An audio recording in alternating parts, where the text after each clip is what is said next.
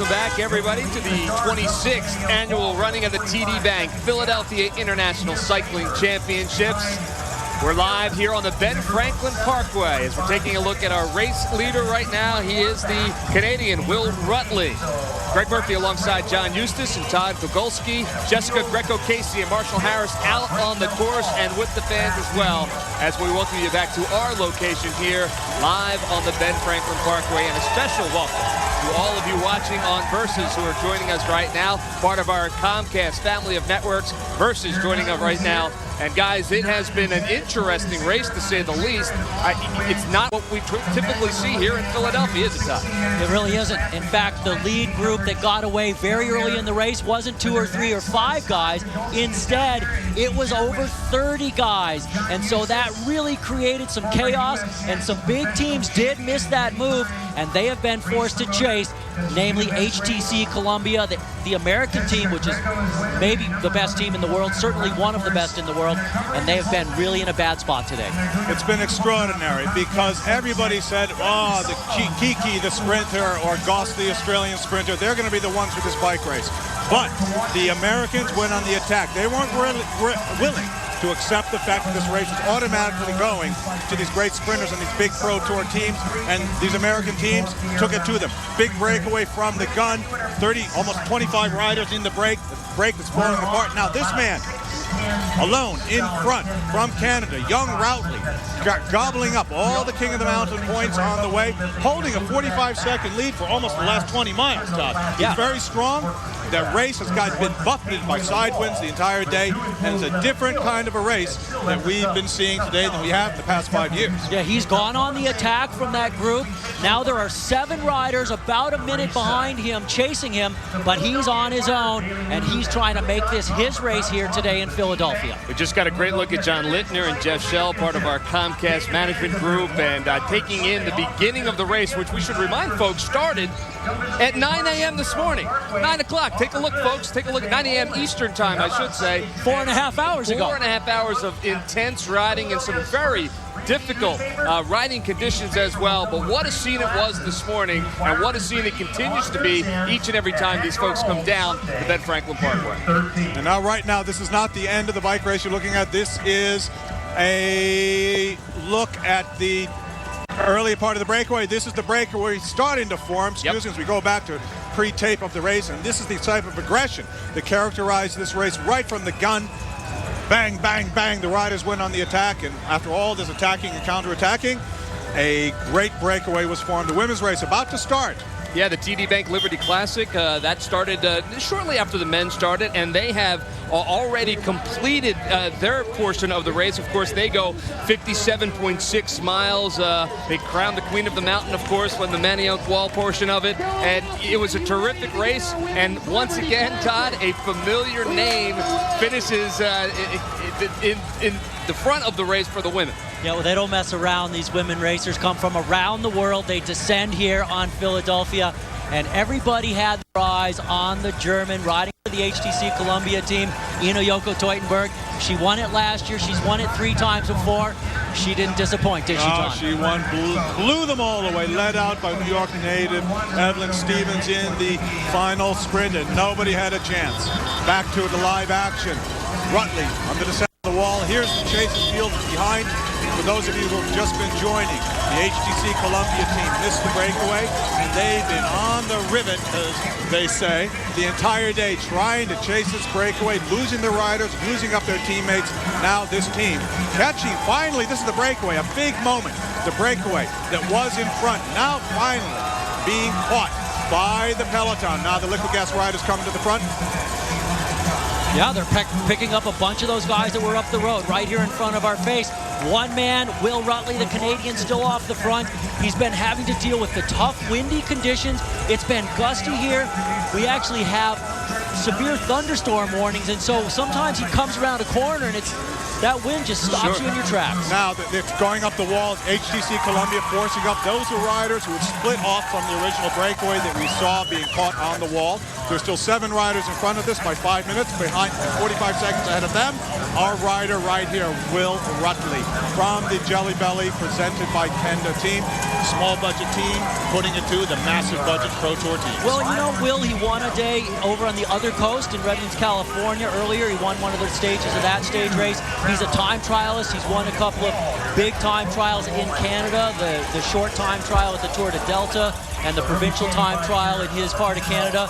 So he's a guy who's got some wins under his belt, but nothing like against a field he's witnessing chasing him. And what we're seeing here is a coalition, an alliance, a political alliance, if you will, between the HTC Columbia team, as another one of our early breakaway riders drifts back. The HTC Columbia team and the Fly V Australia team that is being directed by former race winner Hank Vogels, and also another man, Ed Beeman, famous American race director. So a lot of expertise guiding the Aussies who base themselves in the United States for the racing.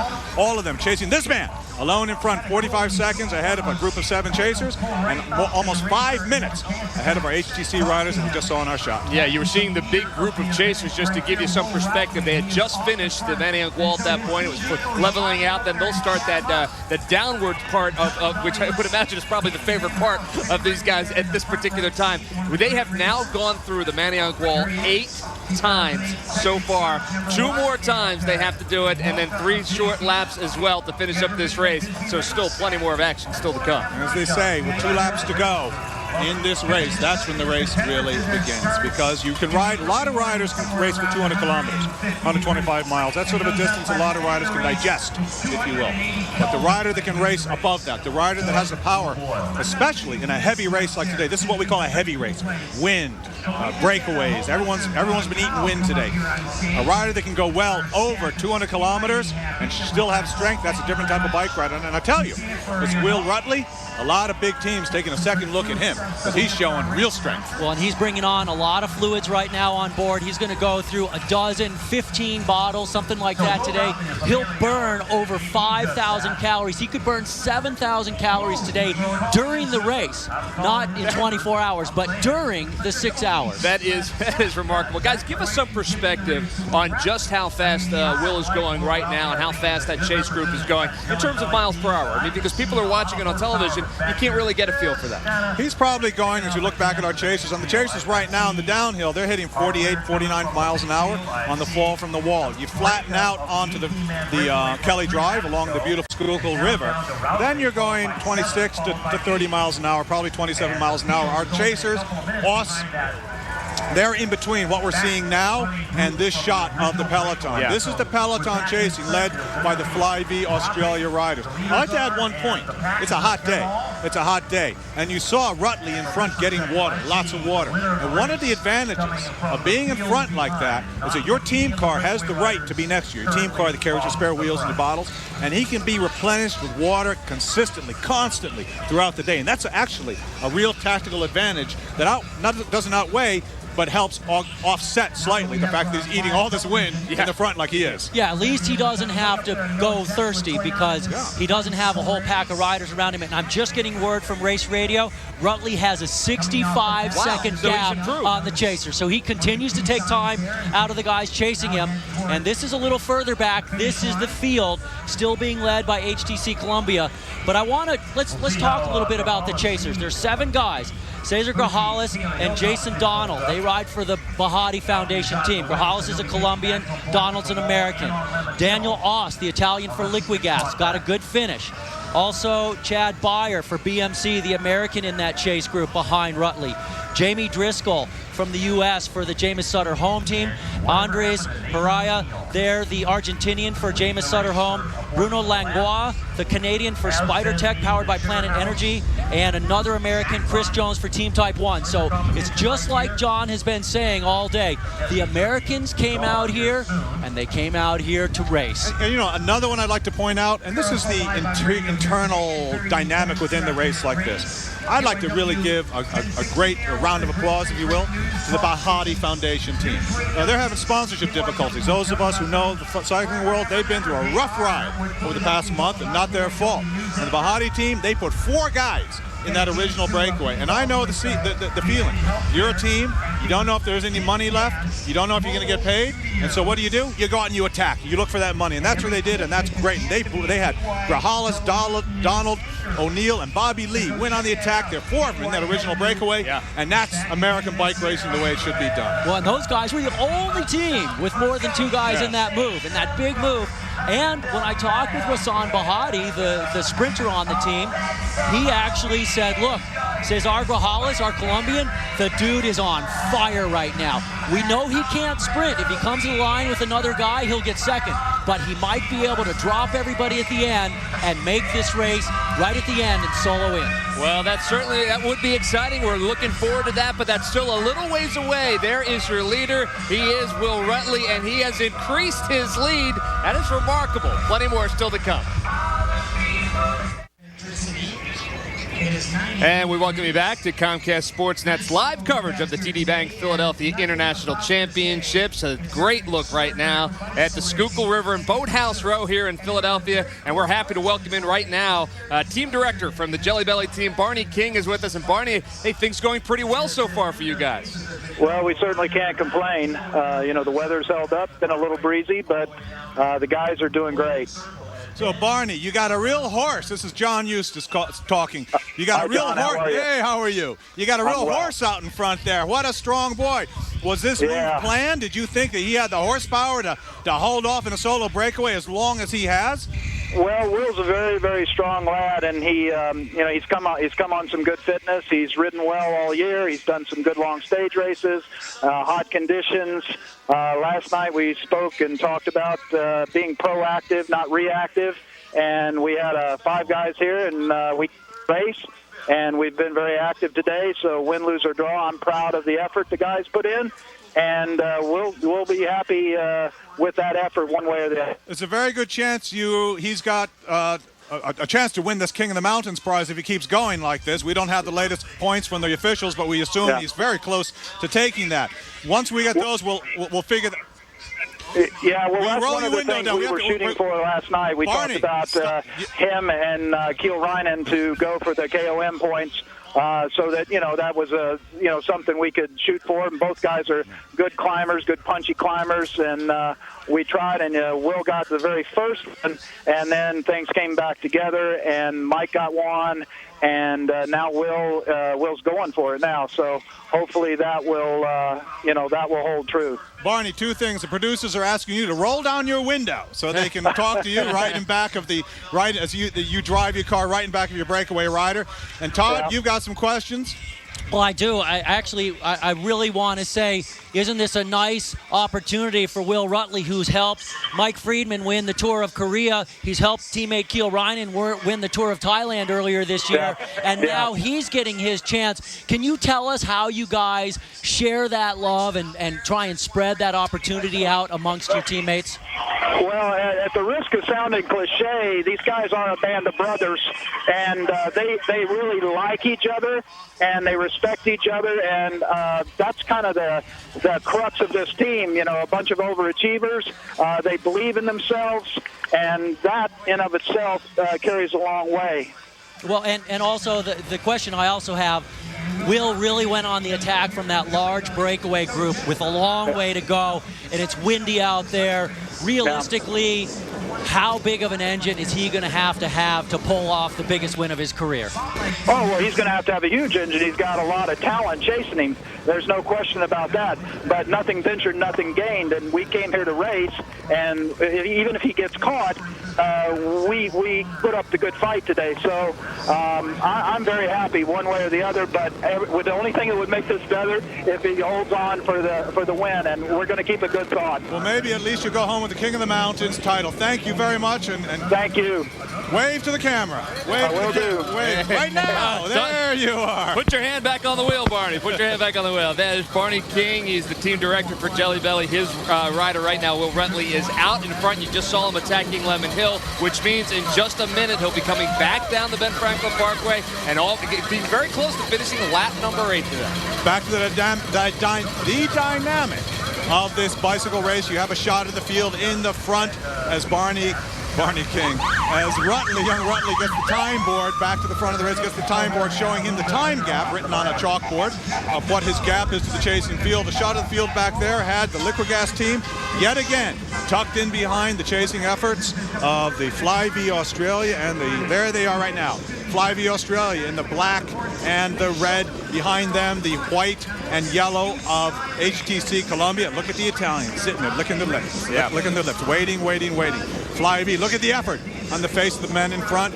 Todd, it's crunch time, man. It's hard. Yeah, this is a really, really dynamic and tough year. When we talk with people after the race today, guys are going to say, well, the gun went off and the race was on, and we had 155 miles to go. That is pretty unique here because it's so long. Usually it's a little bit more controlled, and it just hasn't been that way today. We're about a minute. Oh, here we come. Here he comes. Our leader, Will Rutley, coming down the Ben Franklin Parkway all by himself, surrounded by his team. You can hear the crowd in the background cheering him on as number 105 zips by at a pretty good pace, heading down the Ben Franklin Parkway towards City Hall here in Philadelphia. He'll go around Logan Circle, come back up Ben Franklin Parkway, and do it all again, guys, 2 more times. You know, for European racing fans who really have grown up with the sport, and Philadelphia fans who have grown up with the sport now that we're in our 26th year, this is the epitome of a bike race. When you have a rider who's willing to put it out there, to hurt himself to this degree, because when you're out here by yourself, you're hurting. You're hurting so much you can't believe it. At the same time, you're excited. You're by yourself. You're in front of an international field. The television cameras are on you, locally, nationally. But this is the sort of ride that's remembered for years. If someone had the courage to go out there for 30, 40 miles by himself and hold off the field the way he's doing it, that is what bike racing is all about, and that's the sort of thing we love to see. Courageous riders like that one. There's no doubt. There's absolutely no doubt that Will Rutley is a guy who, even if he doesn't win, people will remember him because he had the courage and he had the engine to back it up, and he went on the attack, and he is just riding himself like there is no tomorrow, and there are 7 riders that are about a minute and change behind him. Yep.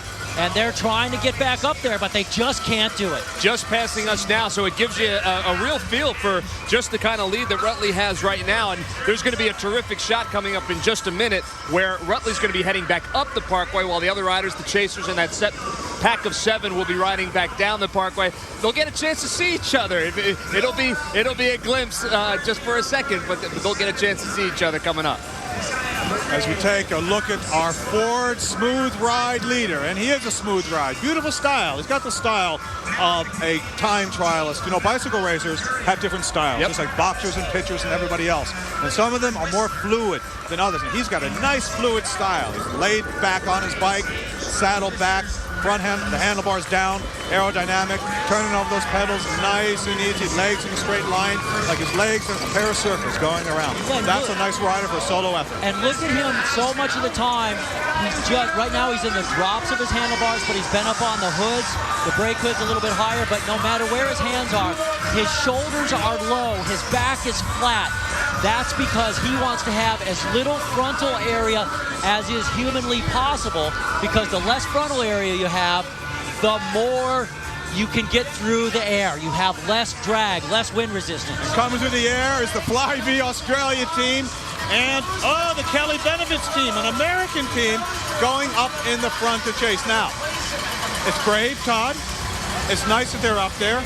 They're a little team. Why are those guys doing the work for the Europeans? Can you figure it out? If you were the team director, would you put them in front to do that? I would say, let's wait. But they're also having to see the dynamic, and HTC Columbia is starting to lose power. And people are seeing that. So David Veilleux, the Canadian on that American squad, he's on the front driving it because they only have 2 big laps to go. Well, why not wait and attack? Attack them. Why not kill them? They're the giants. They're the big money teams. Why give them a present if you're an American team? That's what I don't understand. Maybe Zwiz could go on the attack. He's a Philly local. He's got a big engine, and they could leave Candelario back in the field if there's a field sprint. I don't see it. I could be wrong, but I say you try to kill those guys every way you can, and then you attack them the next time off the wall. Now, this is our chase group. These guys, they've been left behind. There's Daniel Oss, the big Liquigas rider. He's the tactical reason in the green and the blue that the Liquigas riders do not have to chase in the field behind. Oss is in the front. They don't have to chase. He's a big, strong guy. Fifth and get bubblegum. He's a real classics rider. And a minute 20 seconds between those 7 riders and one man off the front. And this is a tough group of riders here. It's pretty amazing. There's only one team in this group that has, actually there are 2 teams in this group that have 2 guys. These guys are looking tired. Yeah, they are. And not a lot of cohesion going on. No, they've been off the front a long, long time. You know, and this is actually really, really good for Routley, because what will happen, the field will catch them, and the field will have the idea that, oh, we caught them, they'll sit up maybe for a moment, and that he can get another 20, 30, 40 seconds because of a move like that. That often happens in bike racing. Well, we have checked in with the time. It started at 45 seconds when we first got our first report. It went to 64 seconds. Now it's at unofficially 81 seconds right now, the lead for Will Routley, as you see the pack chasing the chasers who are chasing Will Routley. It has been a terrific day so far. Will the group come back together? That's what we will wait to see as they head into lap number 9 here on Comcast Sportsnet. Live coverage continuing until it's all said and done, so stay right where you are.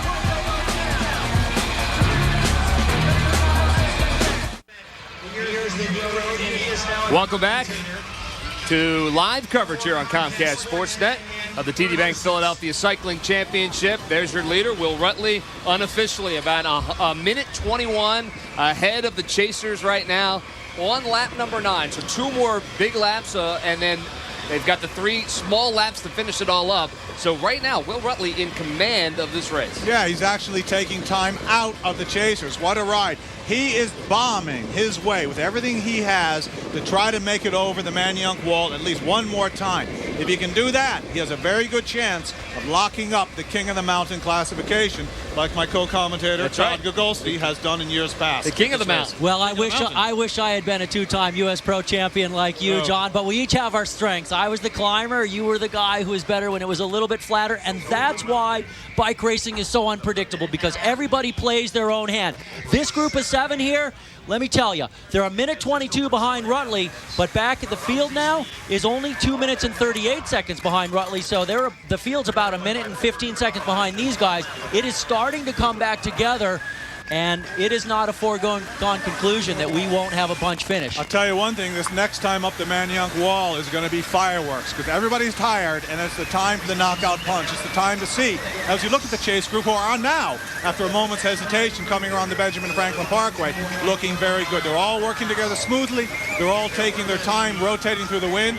They're all looking pretty tired to me. And this next time up the wall is going to be telling who's got it and who doesn't, because every time you hit that wall, you're another 14 miles of racing in the legs, and today, with the winds buffeting them from the sides, the first time we've ever had these strong winds in Philadelphia in the 26-year history of the race.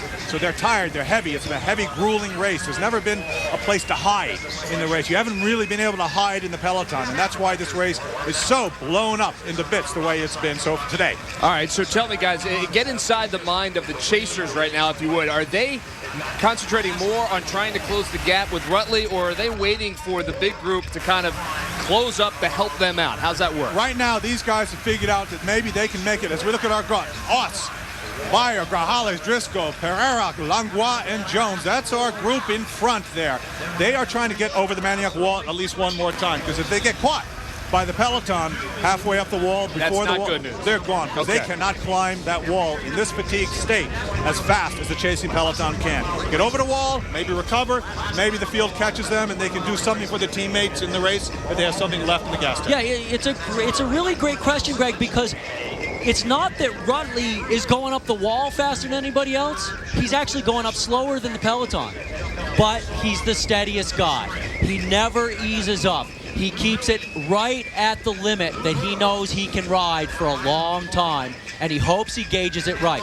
And meanwhile, back in the field, there are guys that are going to drill it up the climb really hard, and then they get to the top and they're going to look at each other and say, well, I'm not chasing, you chase. And so they have this sort of seesaw thing going on, and that's how one guy can win.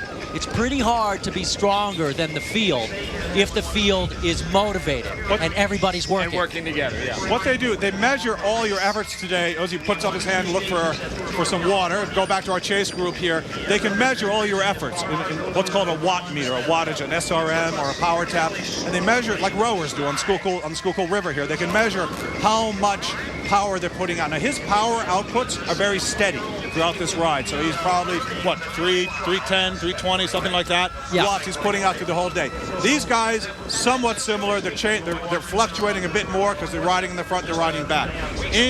He's got 1:35. He's pulling time out of these guys. 15 I'm more telling seconds. you, this is really, really a heroic underdog effort on this guy's part. This is a guy that really nobody's heard of, as good as he is, unless you're a real cycling fan, and he's going for it. He knows he's strong, and he's going to make it to the Maniac Wall. Good for him. Well, and you know, we know Will Rutley's a good bike racer, but nobody would have pegged him as a favorite today. And that's what's cool about a ride like this and a day like this. He is outriding 7 guys who are chasing him. Yeah. They're all trading pace, and the guy in front of that group working about a third harder on flat road, going 25, 28 miles an hour. And Rutley has no rest, and he's still outriding 7 guys chasing him. And behind, to finish the thought about the field, back in the field, they'll have lower wattage rates, but then they'll go up to 600 on the hill as they try to break each other apart. So he's holding a much more steady state effort rather than this up and down spike that the people behind him are going to go through. And he especially coming up. And he has the cushion that we were talking about, 1:35 at this point. I go back to what Barney King said when we spoke with him live just a couple minutes ago, the team director for Jelly Belly. He said nothing ventured, nothing gained. They went out they went out front deliberately to see what they could do. And right now, I have to believe that Rutley's being bolstered every time he gets the times, and he's adding 12 seconds, 15 seconds each time. No, he looks good. He's got something in his legs. It's not a heavy pedaling. He's still on top of the pedals, as we say. He's pedaling nicely. These guys not looking quite so great, but they seem to be sort of moderating themselves, if you will, making sure they make it to the wall time. And that's why you call him the Ford Smooth ride, isn't it? Because he still looks good, and he's 4.5 hours into this, 5 hours into this race right now. Cesar Grajales, a great rider from Colombia who's based his career here in the United States. He was famed for winning the Brasstown Bald Stage at the dearly missed Tour of Georgia.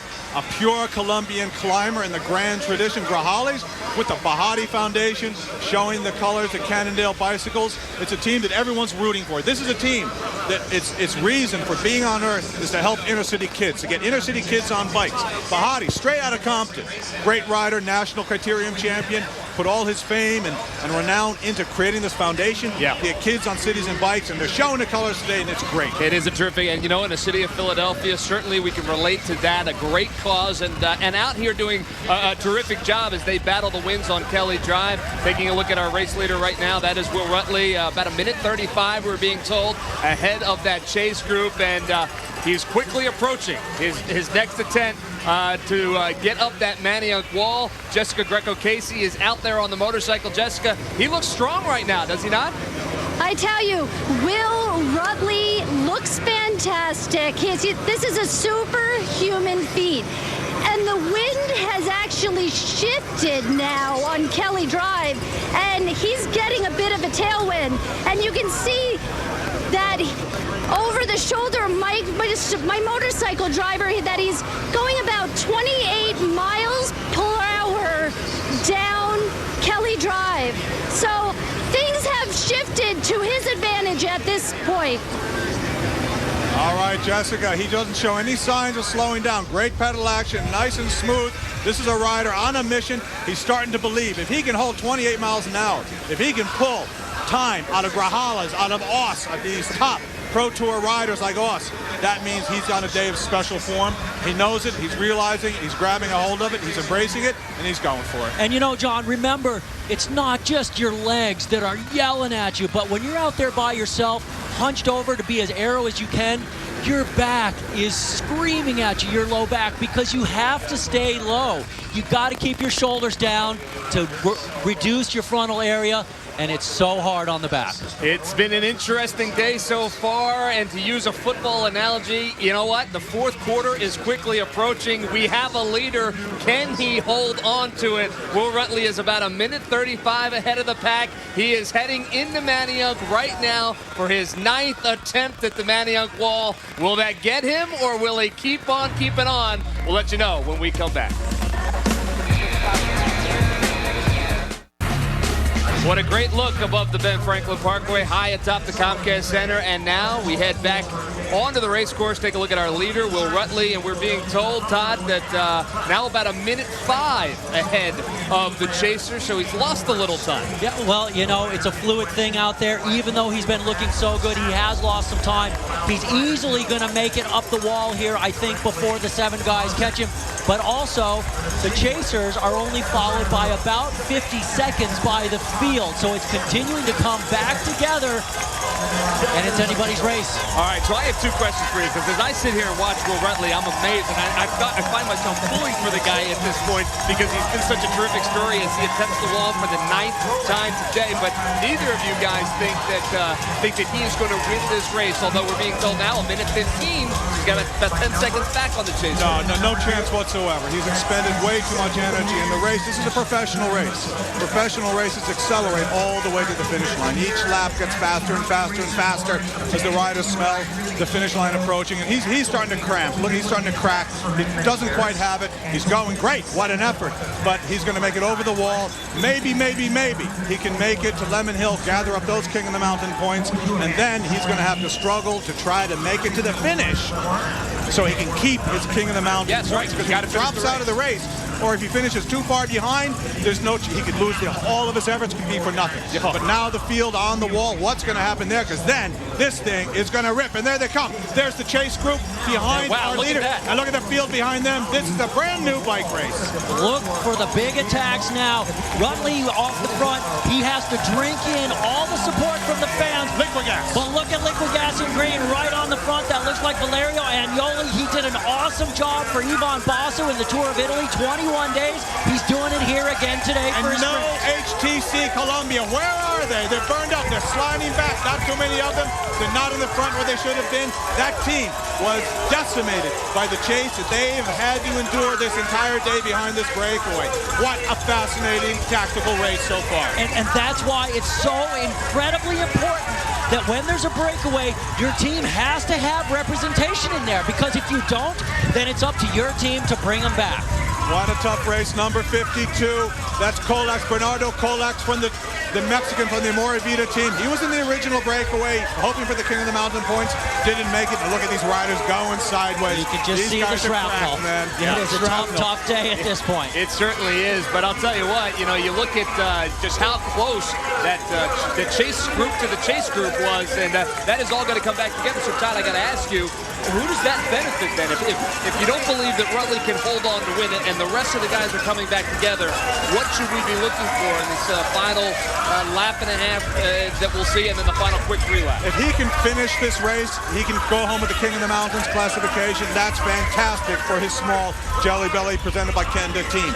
What we're going to see now, tired riders in front, tired riders from the HTC Columbia team. The teams with something fresh left in their legs. The Liquid Gas riders. Maybe there's some Fly V riders.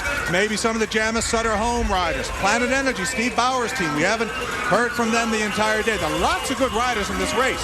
And we'll see in these next couple laps who has got some gas left in the tank. So the sprinters, right, Todd? Yeah, and I have a two-part answer. First, I want Will Rutley to win the race. So do I. That would be something incredible, and I always want the breakaway to succeed because that's so hard to do. This guy is doing it the hard way. But I think there's a very real chance that the sprinters are going to have the best shot at this point. However, because we talked with so many riders over the last couple of days, a lot of guys said, look, we don't have a guy who can win this race from a sprint, so we are going to attack. And if Rutley gets caught, or just before he gets caught, look for other teams to go out and just go for broke and just, you know, it's all or nothing. There you go. That's bike racing in action right there. Yeah, I'll tell you what. You're in front. You're going to win the King of the Mountains. You're national television. A basketball takes you out. Yeah. Perfect. The fans in Philadelphia are out there enjoying themselves, but hold on to your basketball, folks. This guy's going about 48 miles an hour right now through the hills of Manioc. We don't want any accidents. There is Oss holding on. Daniel Oss, 5th in Gent Velbegem. The Liquid Gas Duomo team rider, one of the top teams in the world. He's out in front now. He's made it over the wall, waiting for his teammates to come up from behind. And it's very interesting because we thought we saw that entire chase group getting absorbed, but maybe Oss had popped free.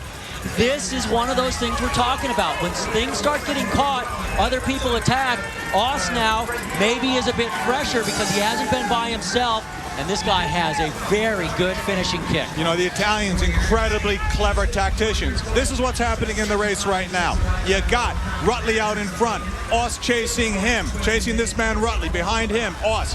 Behind Oss is the breakaway group. The field will most likely have caught that breakaway group, and they'll think that they've caught everybody. They might not realize immediately that there's an Italian, a big, strong, powerful flatlander of an Italian out in front. And so the Liquid Gas again, not physically, but tactically, cerebrally, cleverly, using their knowledge of cycling to dominate this race in that manner. All right, so I used the fourth quarter analogy as we headed into break. When does the fourth quarter start? When does a guy like Daniel Oss try to make his move, or is it happening right now? We're here, baby. This is it. This is on. Welcome to the fourth quarter, then, right? Yeah, well, and John, you had a chance to talk with Daniel Oss yesterday, and what were his thoughts about the approach for the race for the team? He said, look, normally Kiki, our sprinter, we're here for Kiki. It's going to be a sprint. This race is historically a sprint. But you always think of yourself, if I have a chance to do something, if the circumstances arrange themselves and we have a different tactical approach, I'll certainly take it because I'm a big, strong guy. And look at him go. So if he can catch, if he can close that gap on Rutley in the front, work with Rutley a bit, you could be looking at a chance of a solo victory on his part. At the same time, again, now the Liquid Gas team behind in the field does not have to chase. They don't have to chase. It's back up to Fly-V Australia, HTC Columbia. It's up to the others to attack. So by very cleverly using their pawns, the Liquid Gas are dominating this race in my book. It's such a smart way to ride, and it's so not smart. It's not that the other teams don't know the tactic. It's just that you got 150, 60 guys starting the race, and they all are trying to do the same things, and it doesn't always work out the way you want it because everybody knows the same plan. I'll tell you, this is one of the greatest editions of this race we've ever seen. It's tactical, it's interesting. We have leaders, we have chasers, we have drama. This is what bike racing is supposed to be. Hard, open, blown away, the hardest sport in the world, and we're seeing it right here on the streets of Philadelphia today. And that last time check I got for our leader, Will Rutley, he was back up to 1:15, but it's been a little while now, and now he just has one man in pursuit of him. It's definitely on. It is on, no doubt about it. And there you see Oss right there. He is in second as we speak, coming back down Kelly Drive. We just saw Rutley on Kelly Drive, so they are the gap seems to be closing a little bit. Lemon Hill is looming in front of them right now, so any minute Will Rutley will be on the hills of Lemon Hill. If you're familiar with Philadelphia, he'll be approaching the boathouses coming up on his right in just a minute, and Lemon Hill will be on his left. So it's all, as you said, starting to all develop right now. The fourth quarter is upon us, and we have ourselves a bicycle race here in Philadelphia. Look at that shot as you look up and down the Ben Franklin Parkway. Won't be too long before we crown a 26th champion. The lead is just 35 seconds. Stay with us. We're getting down to crunch time. The last we've heard, 40 seconds is the lead as they approach the Ben Franklin Parkway for the 9th time. They've got one more large lap to go. It's the TD Bank Philadelphia International Cycling Championships, and there is your leader, Will Rutley, right now. Can he hold on? That is the question. Lots of good talent behind him, John Eustace, trying to catch him. And the talent includes a lot of sprinters, and they smell the finish line. They're starting to wake up. And yesterday, I had a chance to talk with one of the best of them, HTC's Matthew Goss, rather, the great sprinter just coming off a stage win in the Tour of Italy, and I asked him, are you afraid of Kiki, excuse me. No, I think that we can wait for a sprint. It's one thing to be a pure sprinter, but any sprinter at the end of 260 kilometres is a tired sprinter. So, you know, we'll have a crack at the sprint. If it's a small group, then it's probably better. And, you know, it's not just me. We've got other guys there that can, if it's really, really hard, they can go in the breakaways and can get away. So we've got a strong team here. We've got a lot of bases covered. And if it does come to a sprint, I'm happy to try and put my front wheel in front of his. A strong guy, winner of the stage in the Tour of Italy. He's been second to this race in 2007, leading out his teammate who won, the great J.J. Haedo, who came out of the Sutter Home Colavita team. So the sprinters, they're getting ready. The teams are coming together. Look, now he's been caught. Oss has been caught by new riders. The riders behind him, I believe the peloton could be, if a camera pans back, could be all together. I think it's actually three riders. I'm hearing a little bit of chatter over the radios. It sounds like 3 riders caught him. That's a Photon Servetto rider. Yeah. At the front, it looks like Team Type 1. This is Oss here in the left. And that's Cesar Grajales there on the right, the Colombian on the Bahati Foundation squad. So the Fuji rider jumped out of the field on the Manioc wall, made a great descent, made his way up to the group chasing our leader in the front. And so now we have, yet again, a reformed race. They're approaching Lemon Hill. Rutley could very well be at Lemon Hill at this point. We're taking a look there. He is the leader, Will Rutley. And, you know, the hills at Lemon Hill are no picnic either. We talk so much about the Manioc wall, but it is a grind to get up to the top of Lemon Hill, then back down here on the Parkway as the winds continue to blow as well. As you look at Rutley right now, fellas, does he look a little bit more tired? It seems to me like... It looks good. It looks good. He's pedaling in the circle. Look, he's ridden 145 miles, yes. Probably 50 of those miles in front by himself at this point to get an exact time of his measure of his solo breakaway. But, you know, for a guy that's been in front as long as he has in a race as hard as this one is today, he looks great. He's not slowing down. He's going to gather those points, and he could very well go home. And he certainly looks better than these guys, I got to tell you. He's got more rhythm, more snap in his pedal action. Well, and these guys here, they're going to be playing games with each other. You got Grajales on the back. You got Oss second from the back. In front of him, you've got Chris Jones. I haven't actually gotten a good look at the Photon Servetto rider on the front. But these guys, they have to be thinking about how to beat the guys they're with. And so they're playing games. Will Rutley, he doesn't care. He doesn't care about playing any games. Just keep hammering. I got to tell you one thing. If Oss, and there they are just in sight, just coming around the turn. There you go. Great shot right there. But if Oss, on his own, a big Pro Tour rider who was sitting in those 7 riders all this time while he was by himself in front, when Oss decided to try to bridge the gap to get to him, Oss couldn't do it. He couldn't bridge a gap on him. One more sign of what a great ride this Rutley is putting on. That's a fantastic ride. Oss, Pro Tour guy, 5th and get bubblegum, couldn't shut him down. Yeah, that's a bike ride. Yeah, you got a great point in that, you know, because Rutley's been out there so long by himself, and it's so hard to keep it going. It's not just the physical, but it's the mental. Everything in your body is screaming at you. What are you doing to me? Are you insane? And you just have to shut it off. The brain has to override. He's just thinking, get me to that hill, get me to Lemon Hill, get me there, get me those points. I'll do it, I promise. Get me over that hill. I'll stop hurting you, body. Just get me to the point. But he's lying to his body because he won't stop hurting it because he's got the bit between the teeth this one. All right, Rutley going past Boathouse Row right now, so Lemon Hill right around the corner from here as the folks out on Kelly Drive cheering on Will Rutley. He is our leader, but you did just see a terrific shot of our leader and then the guys chasing him, and it seems like that gap is beginning to close. So interesting stuff, but the game's being played in that chase group behind, so it'll be interesting to see how that plays out as well as Will Rutley passing the lighthouse there and up Lemon Hill he goes.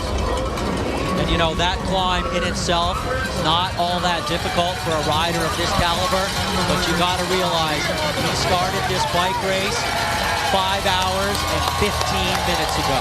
So that's 5 hours and 15 minutes in the saddle, in the legs, fighting, climbing these climbs, riding along the parkway, along the Schuylkill River, and look at all the fans out there. And that, for our Versus fans tuning into this Philadelphia show, that is Philadelphia bike culture.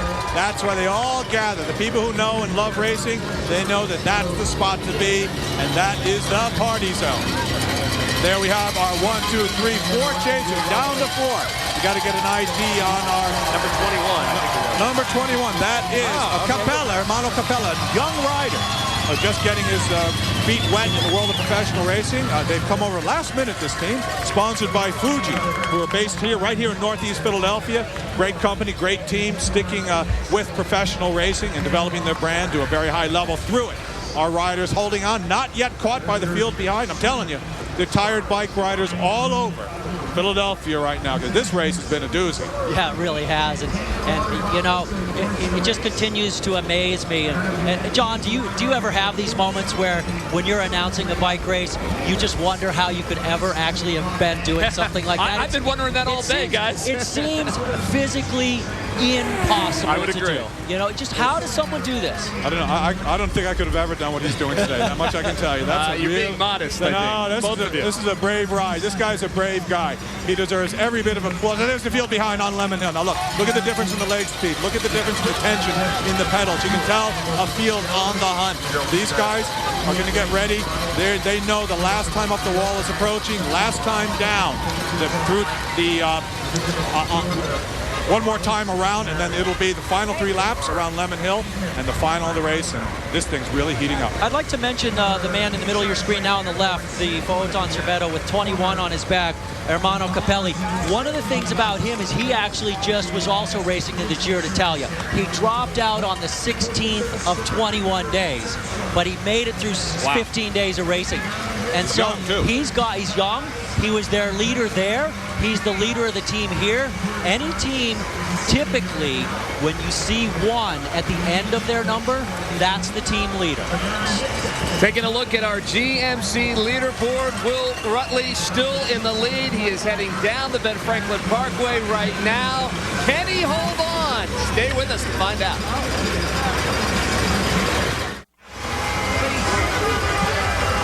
Welcome back.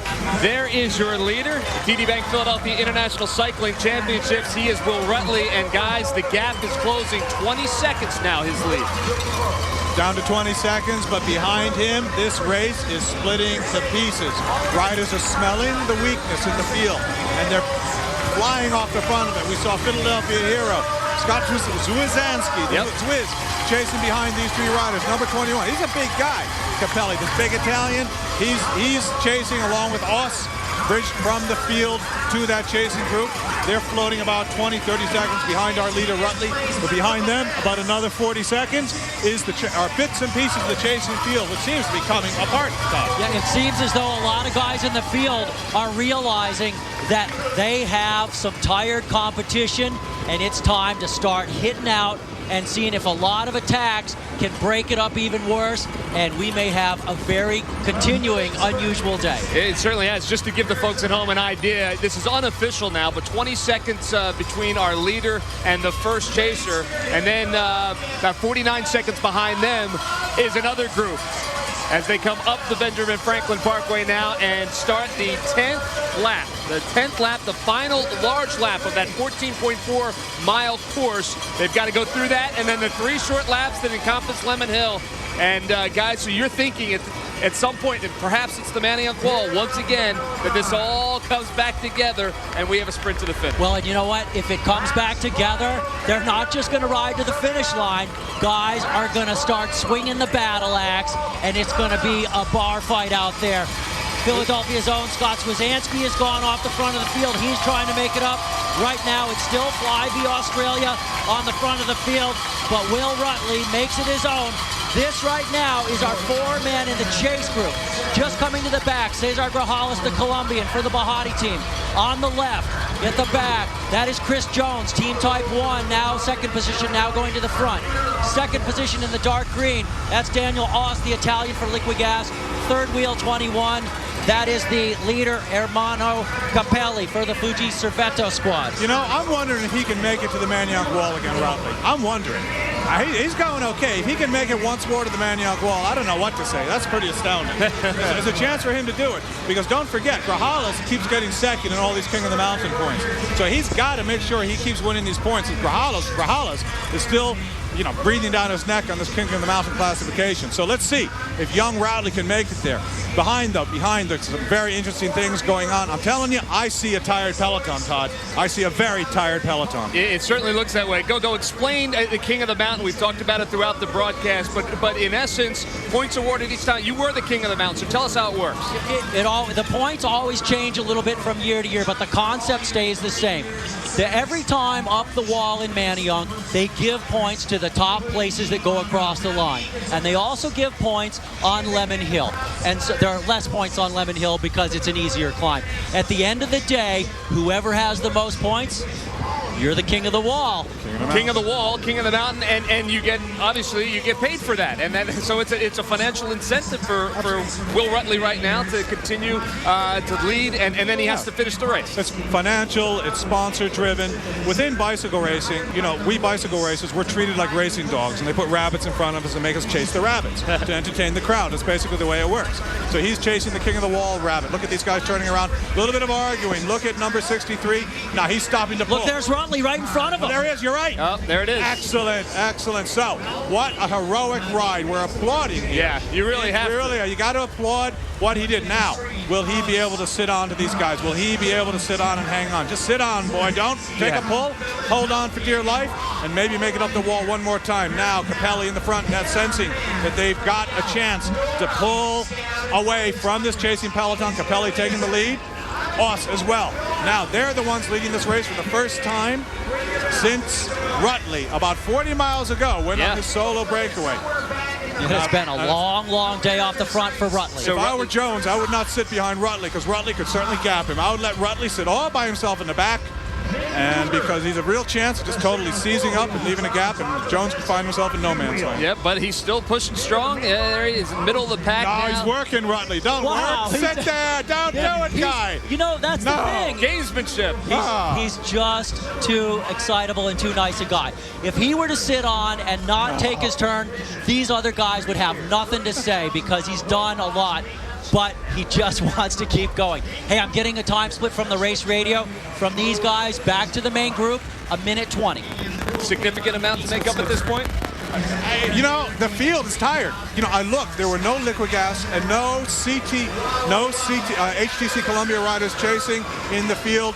So we'll see the field is coming apart. And right here is an example of that field blowing apart. A new group of chasers from behind. Scott Zwizanski, number 118, out of Philadelphia, out of the famed bicycle therapy shop in South Street.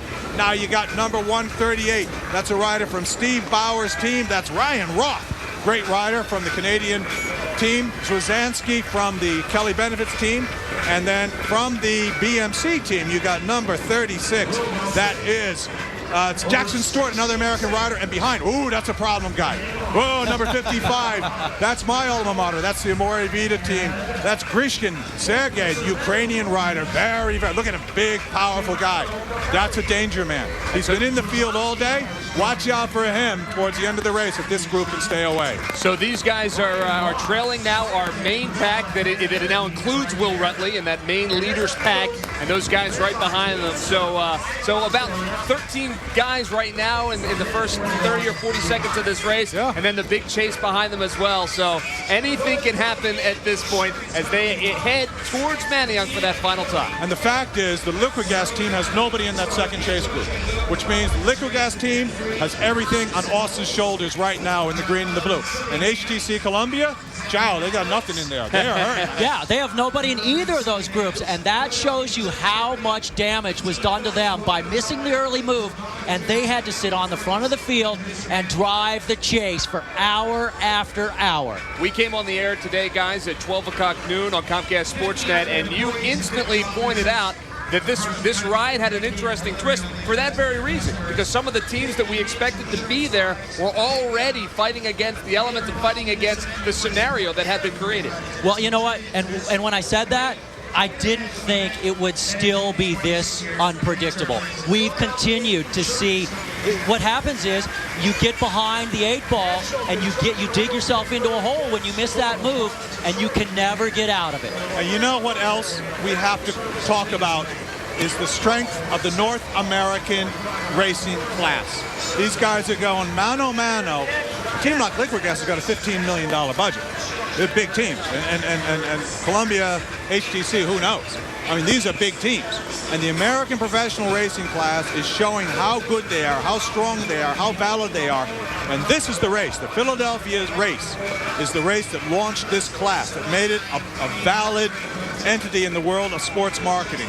And the race is showing yet again that it's a showcase for what is the great American, North American racing class. And the guys are coming through. And Todd and you and I talked today. We said they got to stop being afraid of the Europeans and North Americans. They got to take it to them. They're just as strong. Where are all the good bike riders coming from? They're coming out of this racing class. And today, they must have heard us.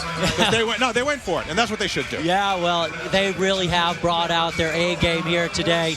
And it's just been like that from the very beginning, and that's what's so much fun. It's fun when guys aren't intimidated. It's fun when guys say, you know what? I'm a professional bike racer. They're a professional bike racer. They each put their pants on one leg at a time. You know what's fun? Right. Lemon Hill's fun. I can tell you, I've been there. Lemon Hill's really like fun. Oh, it's so much fun. You can't believe it. You're taking a look at my standout stars for the day, the sports fans here in Philadelphia who turn out each and every year up and down the Manayunk Wall as you get a good look there. Hey, it is a great party, but these people understand what they are watching is an amazing athletic event.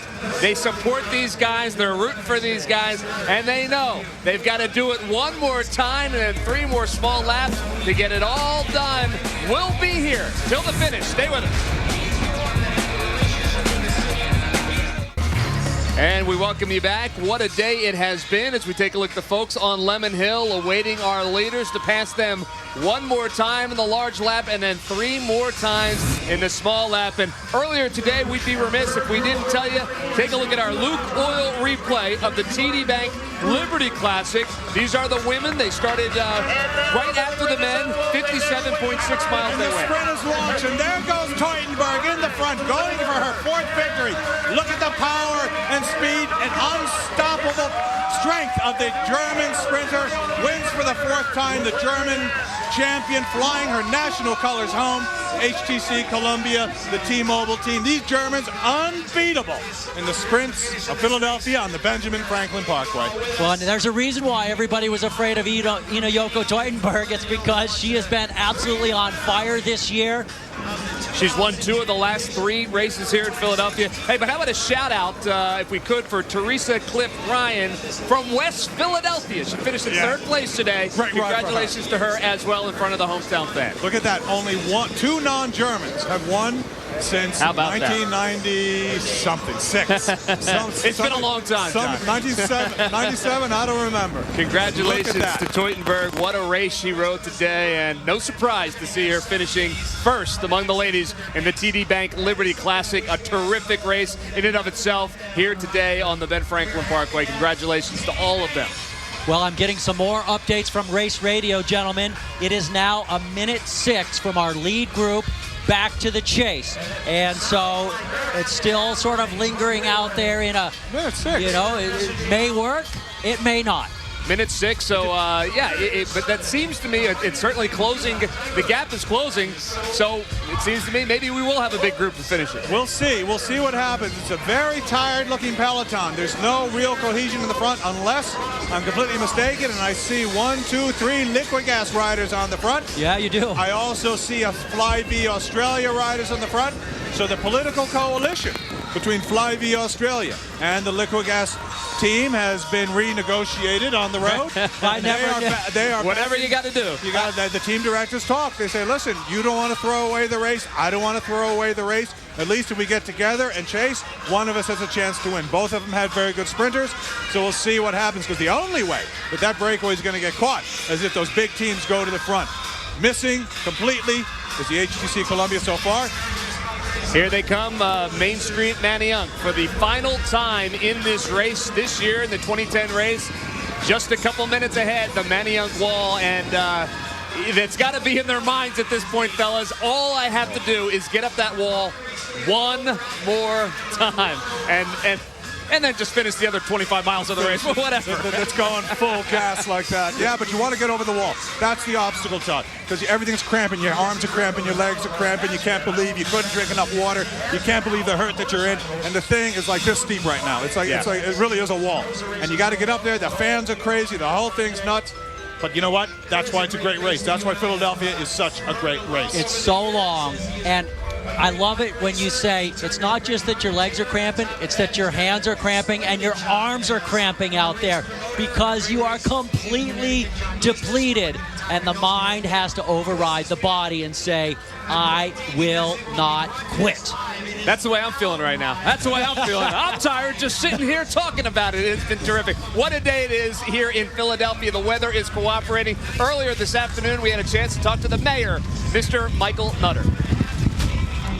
All right, Mr. Mayor, well, it is another beautiful morning here in the city of Philadelphia. What a great way to showcase this city, right? Well, it is incredible. The 26th running of this race. I want to give great appreciation to Jerry and Dave, the people who really put this together, TD Bank, all the city workforce, from police to city rep to Fairmount Park. The city looks beautiful. The skies are blue. We're going to hold off that rain. We canceled the rain for the race. We just can't have that happening. Great experience to be able to start this race. I started the men's. My wife Lisa, who actually is a cyclist, I may be the mayor, but she's a cyclist. She started the women's race. It's just fantastic. Reestablishes Philadelphia as a great international city. We've got the best cyclists in the world right here. Biggest race in the country. Everyone knows it. And whether it's the Ben Franklin Parkway, Lemon Hill, the entire Fairmount Park system, and then of course the Wall in Manioc. It doesn't get any better than that. That is the very proud mayor of the city of Philadelphia, Mayor Michael Nutter. Thanks for being with us, Mayor, and talking about just this great city.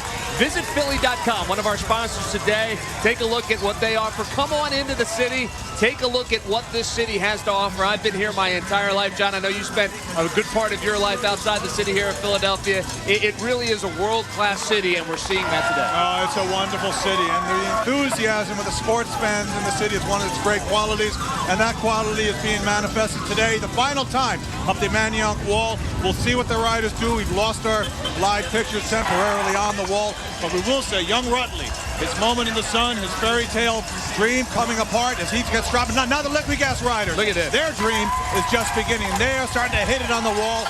They are going to nail it. And he's going to be a young rider. We haven't talked about him all day. Il Fenomeno, the Italians call him. The Phenomena. His name is Peter Sagan, and he is from Slovakia. He's 20 years old, and he can do anything. And we're going to see what that anything is once we get to the top of the wall, because that's a young man that can sprint, climb, go uphill, downhill, time trial, whatever it is. He's phenomenal. He's only 20 years old. And Scott Todd, he's going to be on the attack on this wall. These guys have got to do it. They got to start doing it now. They're going to be pushing it at the top of the climb here, trying to get a group away, and then they still have to bring back the last gap I just got, 1:06 to the lead group. That's fairly substantial, so they have to get in gear. So our lead group is up and over the Manioc Wall now for the final time. We are looking at the main group about 1:06 behind, as Gogo just pointed out. So that is behind them now, and now they have about 6 miles to get back here to the Ben Franklin Parkway, and then the 3 loops through Lemon Hill that will finish up this race. And about 1:06. I keep asking the question. I'm going to ask it again. Can they close that gap? Seems like an infinite amount of time to me, but you guys would know. In a bike race this close to the finish, no. We still have 17 miles to go to the finish, because you've got about 7 miles, 6 miles back to the Benjamin Franklin Parkway, and then the 3 laps of the 3-mile finishing circuits, about 17 miles, 1.5 minutes if the field is chasing. As we look at one tired bike rider, he's done his job in the front. Off the back of the Manioc Wall. Now we're back on the front of the Manioc Wall. Live pictures back. This is our group of leaders. They've made it over the wall.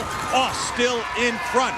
Prishkin, the Ukrainian on the Memorial Vita team, number 138 from the Spidertech Planet Energy team. Ryan Roth showing the colors, and Capelli from the Futon Servetto Fuji team will come here to honor their Fuji sponsor here in Philadelphia.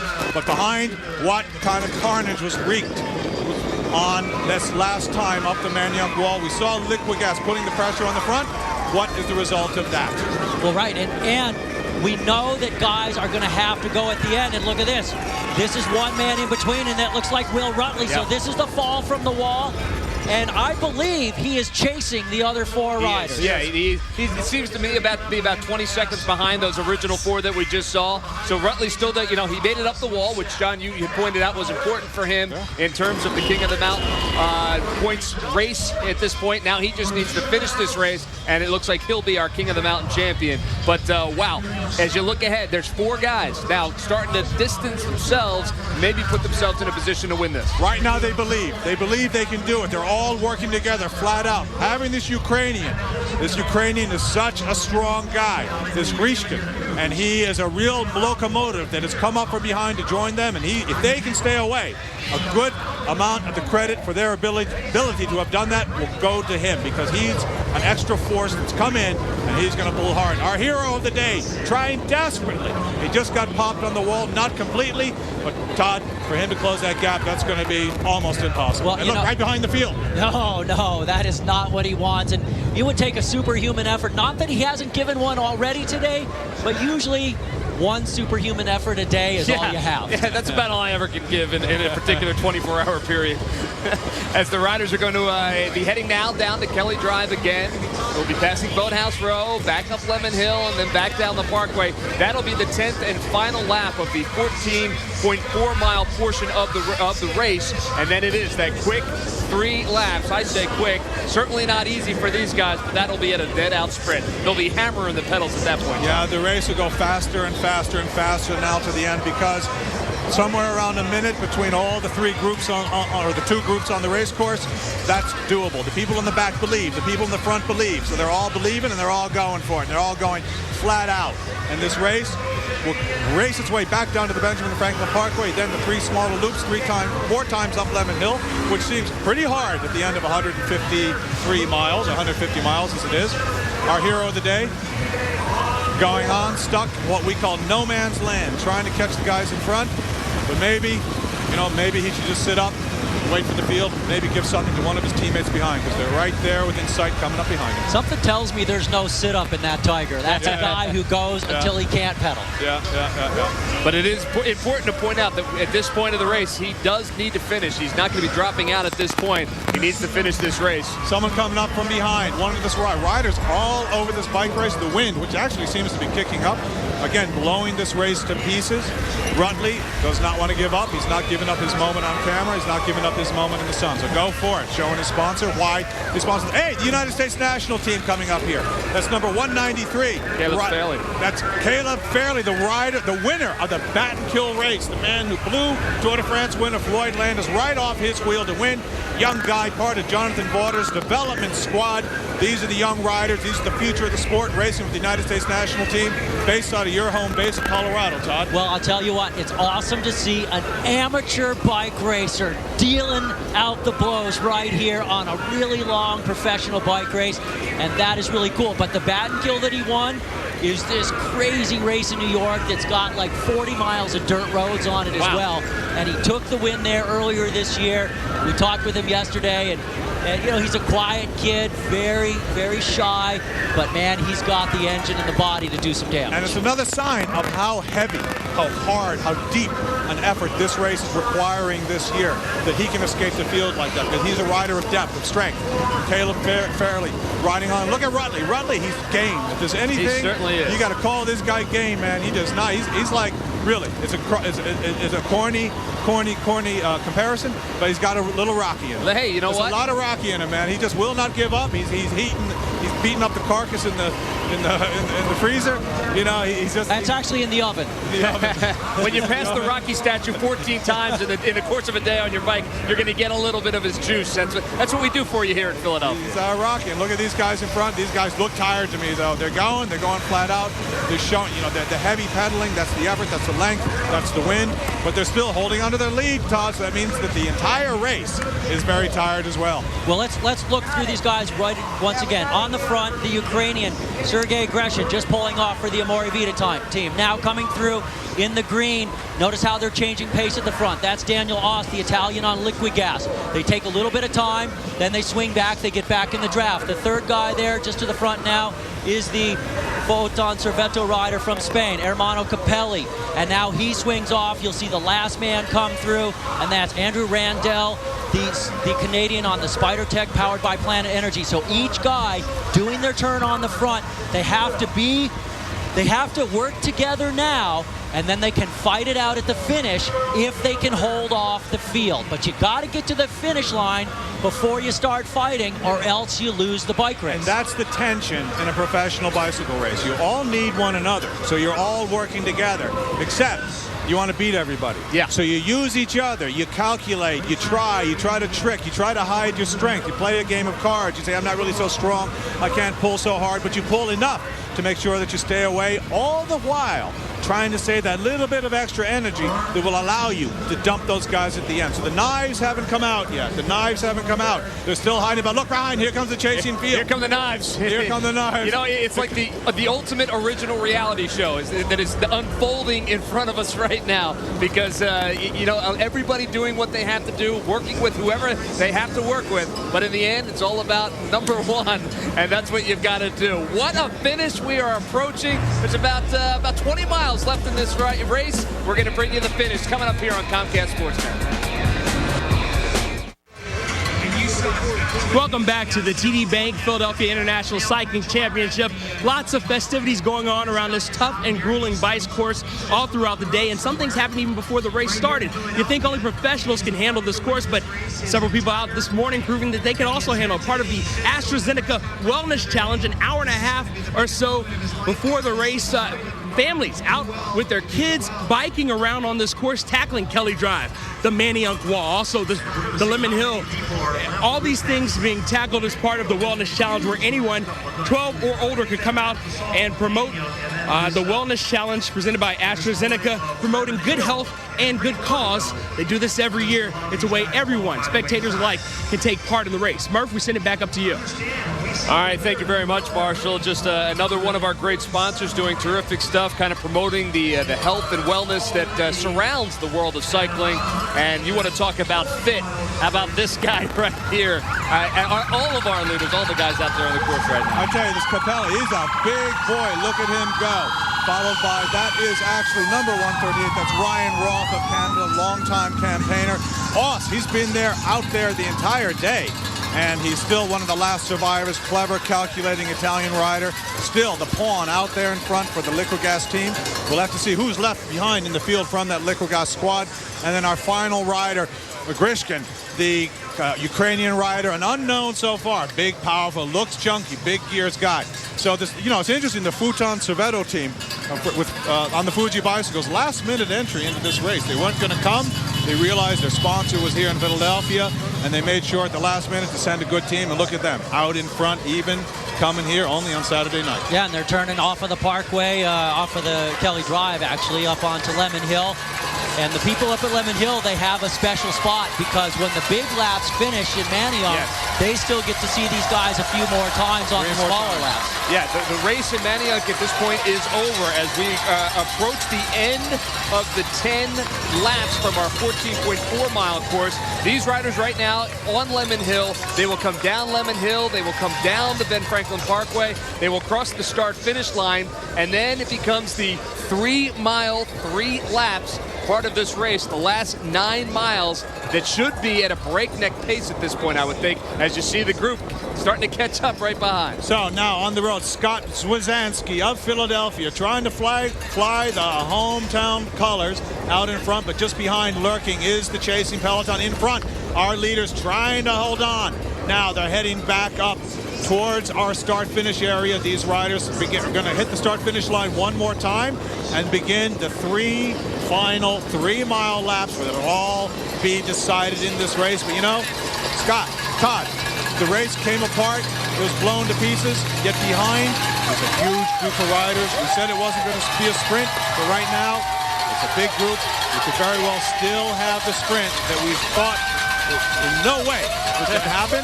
But look at this. What do we know, right? You never know. The bike riders did their best, though. They sure did. Well, you know how this race goes, John. I mean, actually, the year that I got the King of the Wall, we had 9.5 minutes on the field. Wow. And we got caught.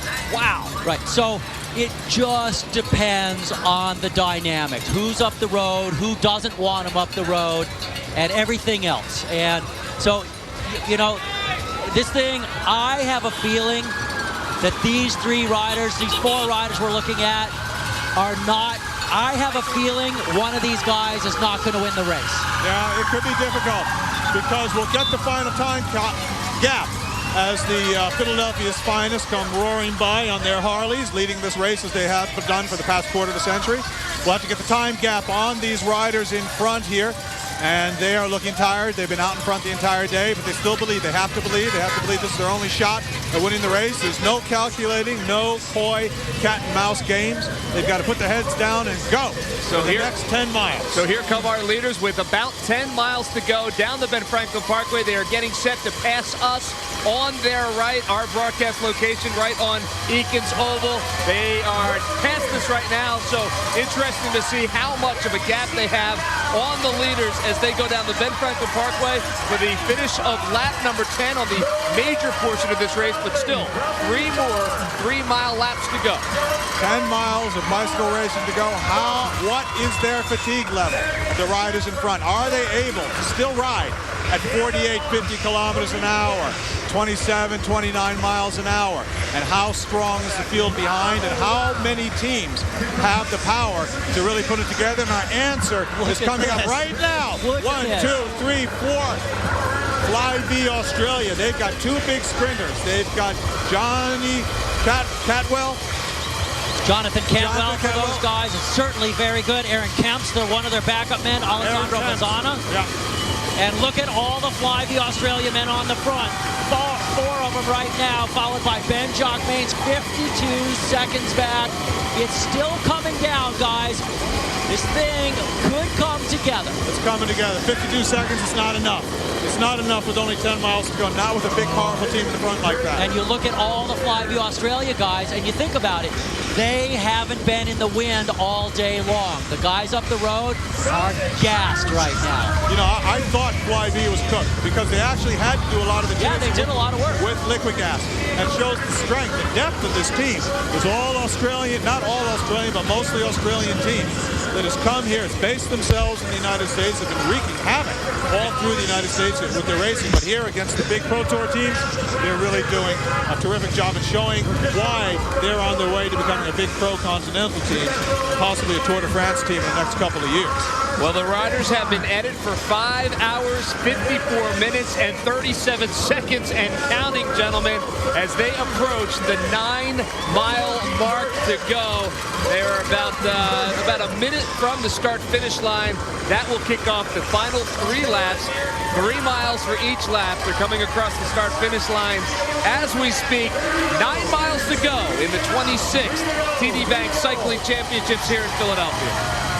4 men in front, desperately pedaling with everything they have. It's been an exhausting, long day, buffeted by wind, high winds, high temperatures, and a high-speed bicycle race. I've got to be exhausted, and behind comes the Armada out of Australia, the Flybe Australia team, all working together, lined up on the front, trying to shut this thing down for one of their 2 sprinters. And you know, Todd, in the interviews yesterday, you and I talked, there appeared to be a bit of tension because you've got Aaron Kemp's. He's a real Euro dog, man. He's been in Astana. He's been on Liberty Securdos. He had a time with Rock Racing. He says he's a sprinter and he wants to win. And they have their big Jonathan Cantwell, their big super fast guy. And it seemed to me the Kemps are saying, you know what, I'm actually the fast one. I'm actually the strong one, right? There was a little something there that I felt. So it's going to take a strong team director to separate those 2 and to make one work for the other in this sprint. And that's when things get fun. Look, the Jamis team on the front. They're actually thinking that they have a chance in this race with their sprinter. Jamis, Sutter Home, sponsored by the bicycle racing team. They've got a great rider, Alejandro Borajo, number 91, the Argentinian speedster. Ivan Dominguez, their normal sprinter, injured, out of the race, just saw him on the sidelines. So Jamis Sutter Home taking the front of the race, thinking they have a chance for their Borajo, who is a real strong sprinter, especially in a long race. Well, you talked with Borajo yesterday. Yeah. What were some of his thoughts? His thought was, you know what, I'm here to win. I can do it. The race might come apart, but I think it's going to be a sprint of about 50 guys, 50 tired guys. And that's exactly what we're about to see. So he's smart, too. Well, and actually, before he came back to the U.S. to really probably finish out his career because he's been here for several years now. He was racing in Europe, and he was in the Tour of Italy, and over the 21 days of the Tour of Italy, he had a number of top 10 and top 5 finishes there. So he's a guy who's got a very good sprint finish. When he first came to the U.S., he took it by storm. Now everybody knows who he is, and he doesn't get the free ride. And he was injured a bit, too, and he's coming back from that. But that Sutter Home team, big international team. The man who founded the team, John Profacci of Colavita, olive oils and pastas, loves Argentina, has these personal relationships and loves to bring them over. Now back to the race, going up the Lemon Hill. Third, this is 1, 2, 3 more times. The last 3 times. There goes Oss putting on some pressure. Daniel Oss keeping that breakaway ahead, forcing the other teams to chase. That is the tactical move he's doing right now. You notice in the front, you had Jamis Sutter Home, you had Fly the Australia. Again, you had no liquid gas riders. They're waiting, they're waiting, they're waiting. We have to see. We don't see if Kiki is still in the race. But besides Kiki, as you know from your recent experience at the Giro d'Italia, that there are a host of excellent sprinters still left in that race, on that team in the race, including Fabio Sabatini, and Peter Sagan, the Slovakian phenomenon. So a lot of arrows in their quiver, look the gas. Yeah, that team, the green, look at how many of them at the front of the field. They have, coming into the day, on paper, the most depth in sprinters. Francesco Kiki, fastest guy possibly in the race. Peter Sagan, the Slovakian. Fabio Sabatini, second one day in the Giro d'Italia, third another day in that 21-day race. Daniel Oss in the breakaway here. They have serious sprinting horsepower. All right, so guys, as they come back now, they're going to come back down the Ben Franklin Parkway, and it'll be 2 laps to go. The strategy at this point, if you're one of the leaders, what is it right now? Your strategy is get to the finish line, put on the full gas, hope you got something left in the tank, because now, if you start playing games now, missing turns in the front, taking soft pulls, coming off quick, the whole thing's going to fall apart. So they need each other. They need each other. Nobody can afford to play any games. They've got to get to the last time up Lemon Hill, ahead of the field. They've all got that mission in common. They get to the Lemon Hill for the last time together, then boom, they can pull out the knives and start stabbing one another. But now they need one another. They need to be brothers. And you know, it's interesting because 4 different teams, a Ukrainian, a Spaniard, an Italian, and a Canadian, but they cannot do it alone. And so they have to say, guys, we got to keep working. We got to keep working until we're sure we're going to make it. And then it just gets ugly. You got to say, another hero of the race for me is young Ryan Roth, number 138 on the Spider Tech presented by Planet Energy team. Steve Bauer's team. Steve Bauer, the great. One of my favorite riders of all time, Steve Bauer. Oh, what a rider he was. Clever. He's got his guy in front against all these major league teams. Steve Bauer's got his man in front, a sign of the strength of our neighbors to the north in professional cycling. They got riders coming up left and right, the Canadians. And the less time gap I got, the last one was 41 seconds, but we're going to get a more accurate time here and just find out exactly what it is. Now here comes the field. They're closing down. They certainly are. It's not over, though. It's not over for these 4 guys in front. There's a lot of tension here developing because now, in the front, what do I see? You see the liquid gas team. Are they finally going to take control of this race? Or are they soft pedaling? Look, they're soft pedaling liquid gas. They're soft pedaling. Yeah. They're playing the Oss card. They're playing the Oss card liquid gas. Well, absolutely. He's their winner. 35-second gap. It's still coming back together. It's closed down a little bit more, but they're happy having Oss up there. 6 miles to go for our leaders. We are exactly 6 hours into this race, and they still are going strong. 5 men on the lead lap right now. They're coming down. It's not over. It's going to be tight.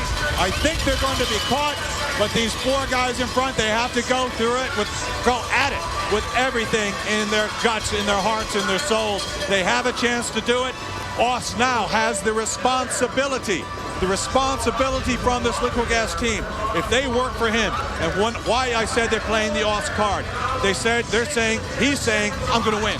Yeah. Trust me, I'm in front, I'm going to win. You leave me out here, I guarantee you the victory. If they get to the finish line, if liquid gas doesn't shut this down, they let this breakaway go to the finish line, and Oss doesn't win, that's going to be a very quiet, cold plane ride back home to Milano, let me tell you.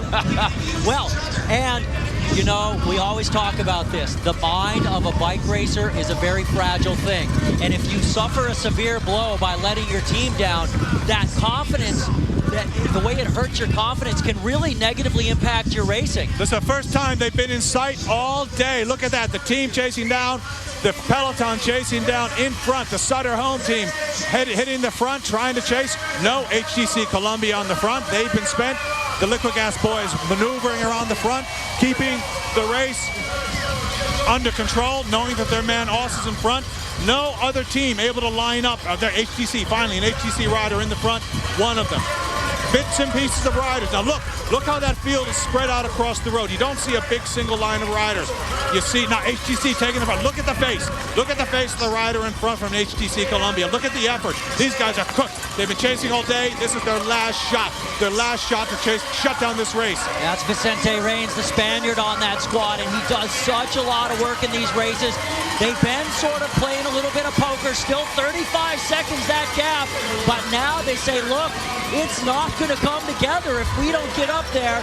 And they don't have many guys left on that team to chase and then still be able to lead out their sprinters. You know what? The North American teams, they've got to be very proud of the race they rode today. Even if they don't get it, even if it does come down to a sprint and the big European sprinters take the prize, they fought with everything they have, and they have to, every one of them, the way they rode today, they have to walk away proud. They showed the North American racing class for what it is, equal to anything else in the world.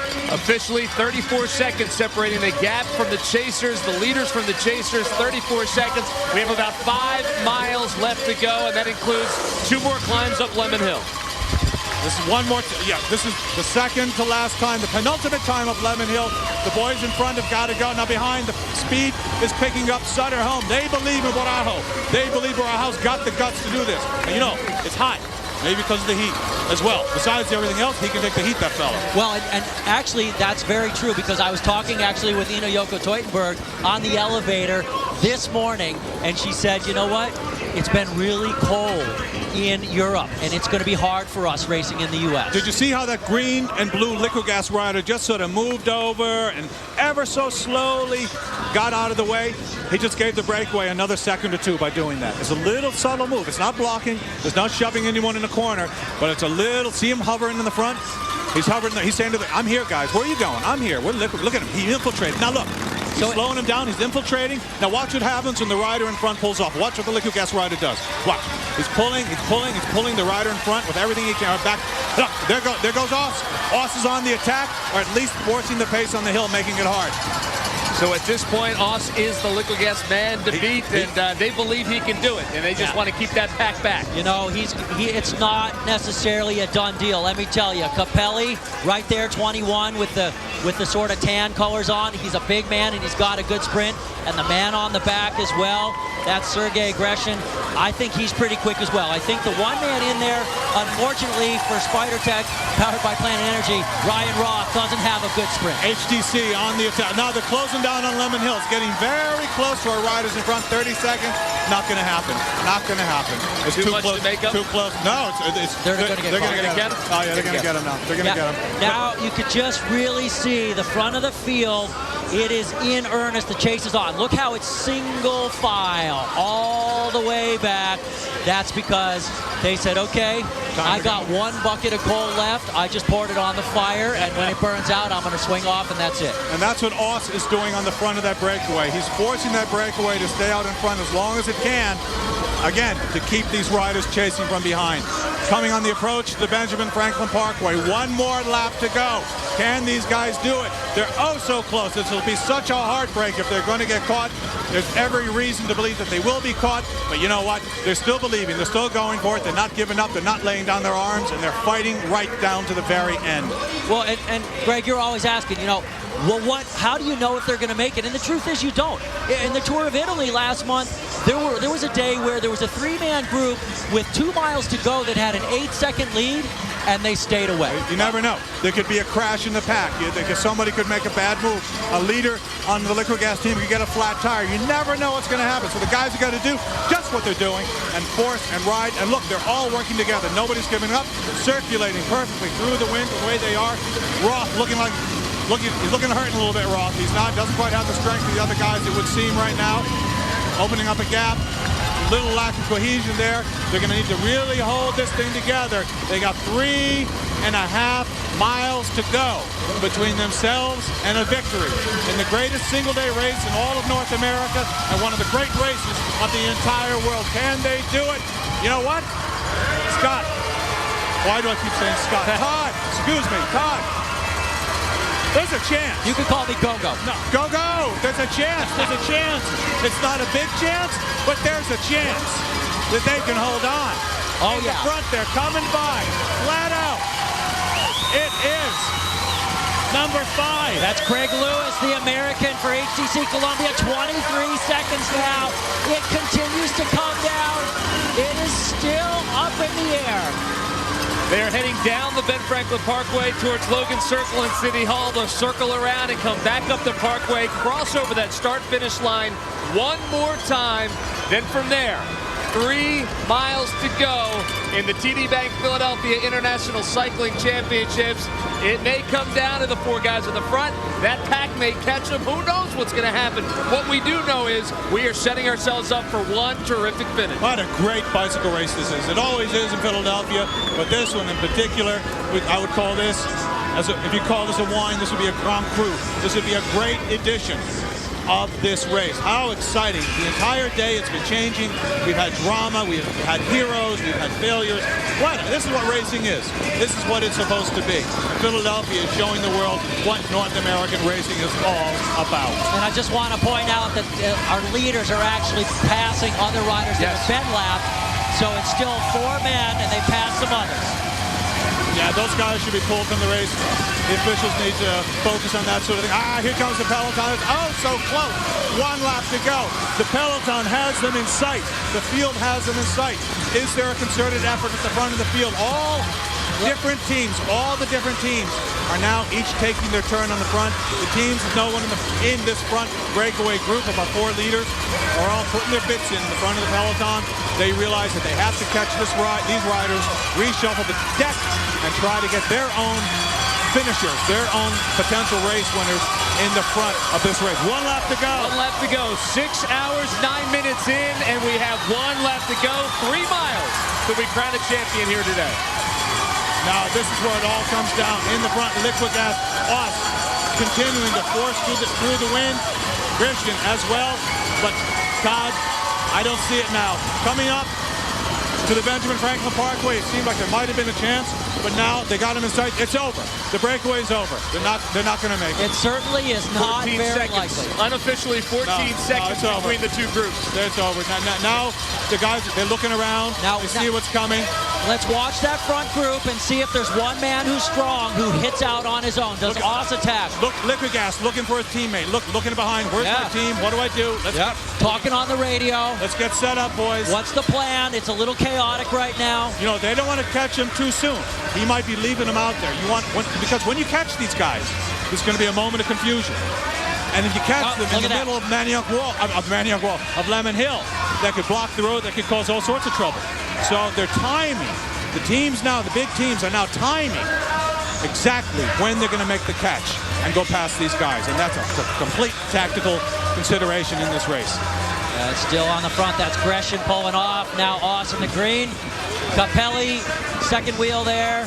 And the third wheel right now is the Canadian Ryan Roth. So it's still our 4 men, and they are still trying to hold on here. But here they come. They're coming. And you know what's going to happen? They're going to catch him on Lemon Hill. And that could be tricky, because these guys are going to be going 22 miles an hour, and the fields are going to be going 28 miles an hour, and they're going to be dodging these guys like obstacles in a pinball game.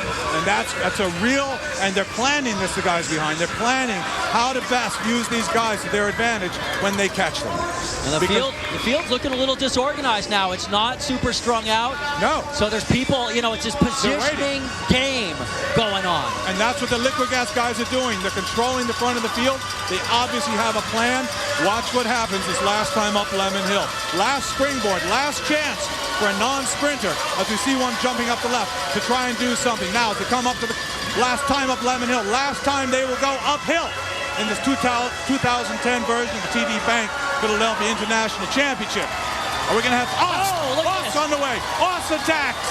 We saw this coming. The liquid gas riders all over this race. On the right, that's Sagan. Sagan on the right as well. Oss and Sagan on the road.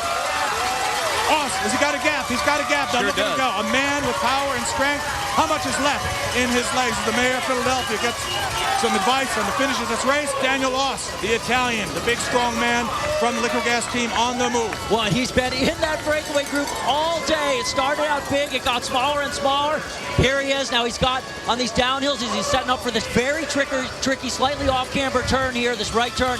He's got to take it easy, get a little rest, get right back on the throttle, and now there is no time to miss a beat. If you miss a beat now, you get caught. This is time trial. This is all the way to the finish. Everything that you have in you, he's got to put there. He's looking around. He's tired. A great rider, fit and gum bubblegum. He'd love to have a big wind right behind him.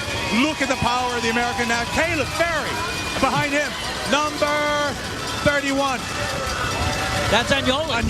I'm coming out of the Giro d'Italia. It was Agnoli. We thought it was Sagan. Now two liquid gas in front. And the American rider. What a ride by this young guy. Now there goes Agnoli on the attack. Agnoli goes. He's fresh. He's been in the wheels the entire day. And look at Caleb Ferry go. Fairly go. This is unbelievable. We could have a solo winner or a tiny group. Now Caleb Ferry's got the wheel. What a ride by this young American. Young guy holding on. He's won the bat and kill race. Now another great race in North America. The greatest single day race in North America. He should go fairly. You're right. He should attack. He needs to attack. He needs to attack. You can't wait around. There's the field right behind. He should have gone right for him. He should have gone right through and tried it. You know, he's young. He doesn't know all the moves to make. Now behind, coming up the field, we are going to have a sprint. So Oss has been absorbed. We only have two men left. Caleb Fairley on the front, the amateur for the American national team. Valerio Agnoli, the Italian, also fairly young, all the way from Italy. And he's looking back, looking for help from his teammates at this point. That's right, and look what's coming up. Here comes the field. Here comes the train. Now we are going to have this sprint. They're all lined up. Agnoli dropping back into the peloton, looking for his teammates as we approach the last time around the Benjamin Franklin Parkway. It's a group of about 50 bike riders. I see Kiki sitting about 8th wheel. He's got one liquid gas teammate in green in front of him, but it's a little tough to pick out the faces at this speed. Down the Benjamin Franklin Parkway for one final time around Logan Circle, and here they come back up to the start-finish line to put an end to the 26th TD Bank Philadelphia International Cycling Championship. What a finish it's going to be. Lining up, the teams are lining up, all strung out in a single line. We don't have the riders pulling out the sprint here right now. Look, hey, the Kelly Benevitz team out of Baltimore, Maryland, showing that they are an up-and-coming team trying to pull a big victory here in Philadelphia. They're in front. Liquid gas stringing out the field. The liquid gas riders, this is the time to do it. Last time around Logan Circle, looking around for his sprinter. Looking around. And it's still about 600 meters to the finish line at this point, and it's a headwind sprint, so they can't start too early. They got to stay sheltered and pop out right at the end. HTC Columbia lined up behind as well. They've revived themselves now, spread out all across the road. HTC Columbia, they've got in the middle there. We're looking for the liquid gas. Riders going long on the right side of the road. Lined up, a Cervelo, a Fuji rider, Futon. And Futon Cerveto in there as well. Second wheel, it looks like it could be Jelly Belly possibly on the front. Jelly Belly on the front, leading out. Now a launch, the Futon Cerveto rider launching the sprint. We come into about 200 meters to go. The sprint is launched now on the outside. Wow. It is an HTC Columbia rider. Flat out, it's Gigi versus HTC. HTC sprinting for the line, and it is the winner. Matty Goss wins the Philadelphia race. What a fantastic ride. They did it all. Matty Goss at the last moment beats his arch rival from the liquid gas team. They fought so hard, that team today. I can't believe it. They were on the front the entire day. We wrote them off for dead. At the last minute, Matty Goss comes through for the win. Wow! What a finish it was. You guys said it from the beginning that it was going to be a tight end to this race. For a while there, I thought maybe it wouldn't. Look at this. Here is your finish, and it doesn't get any closer than that. What a finish in Philadelphia. after 156 miles. We're talking 6 hours and 15 minutes, and you still have to have the punch left in your legs, and you still have to have the mental acuity to be in the right position, get your teammates to get you to the front so you can make it happen. 6 hours and 15 minutes and 46 seconds to get it finished. Take another look, John. From the front, Matty Goss rode strong. He won strong. Look at that. Nice one. In second place, number 17, that is Peter Sagan. Sagan got second. So Kiki, nowhere in the race. Goss, the better sprinter. The victory of the young up-and-comer. He was third in Philadelphia in 2007. He won a stage in the Giro, and he's back here with a well-deserved victory. Columbia, HTC, wins the women's race, wins the men's race for the second year in a row. Second year in a row. Number one team in the world. Yeah, and there's a reason why, I guess. And they certainly worked well together, go near the end, working as a team to spring Goss to get this win here in Philadelphia. Yeah, they sure did. Rounding out our top five, unofficially, Alex Kristoff, the BMC rider from Norway, in third. Also, the fourth place rider, Alejandro Barajo. And look at Goss here getting cleaned off.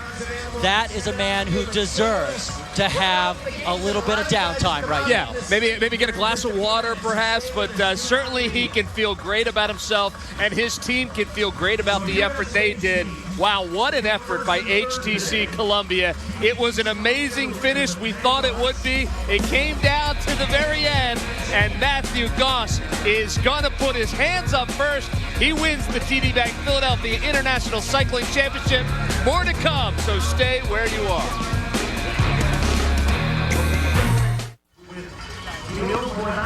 Take a look at the man who finished top 5 today here at the TD Bank Philadelphia Cycling Championship. Matt Goss is your winner. Peter Sagan coming in second from the Liquid Gas team.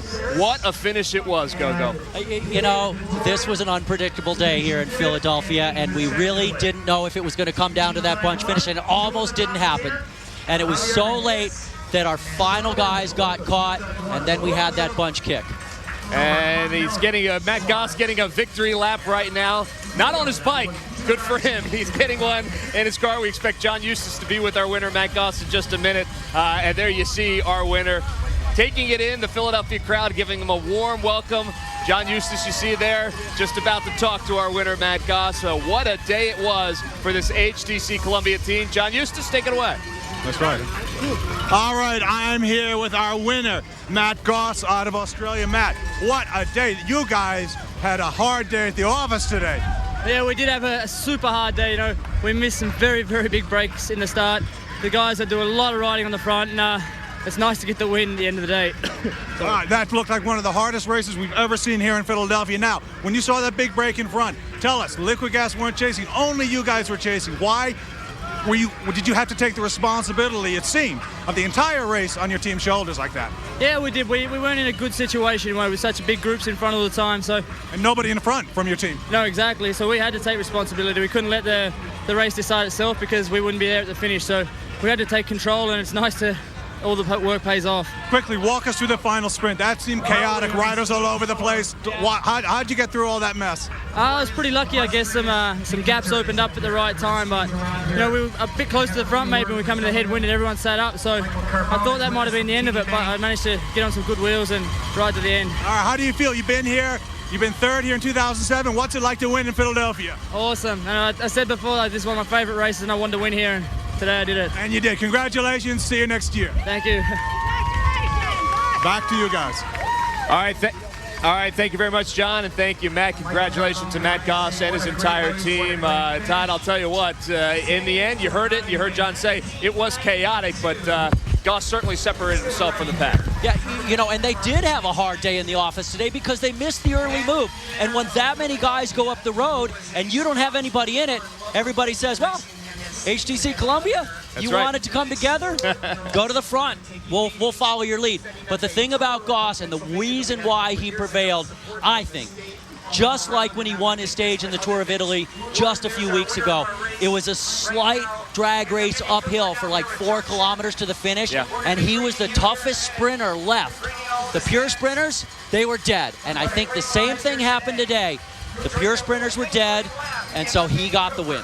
He certainly did. It was a storyline that you guys early on in this race talked about, that if HTC Columbia was going to win this race, they were going to have to do it with a workmanlike effort, and they certainly did it today. What a finish it was here, the 26th annual TD Bank Philadelphia International Cycling Championships. We were so happy to bring it to you here on Comcast Sportsnet live in HD. What a day it was. It was an awesome day for weather. The weather held off, no rain, some wind, but in the end, Matthew Goss wins it for his team, HTC Columbia, and what a day it was. Special thanks to Scott Ogle, our director, Sean Alexiak, our producer, and our entire Comcast Sportsnet crew.